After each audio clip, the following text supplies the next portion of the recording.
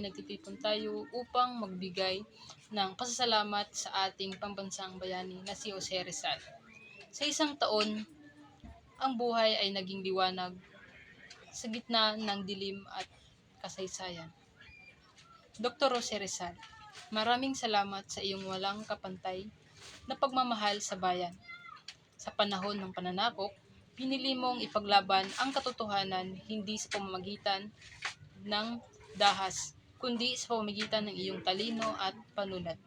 Sa iyong mga akda tulad ng No Limit Tangere at El Filibusterismo, ipinapakita mo ang tunay na kalagayan ng lipunan at ginising ang damdamin makabayan ng mga Pilipino.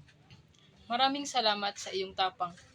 Hindi ka natakot magsalita laban sa maling sistema, kahit alam mong maraming kapalit nito ang iyong buhay. Ipinakita mo sa amin na ang tunay na bayani ay hindi sumusuko sa kabila ng panganib, kundi naninindigan para sa tama. Maraming salamat dahil sa iyong sakripisyo. Sa huling sandali ng inyong buhay sa bagong bayan, pinili mong laylay ang iyong sarili para sa kinabukasan ng ating bansa. Ang iyong kamatayan ay hindi naging wakas, kundi naging simula ng mas matibay na pagkakaisa at pagnanais para sa kalayaan. At higit sa lahat, maraming salamat sa inspirasyon na patuloy mong ibinibigay sa bawat henerasyon.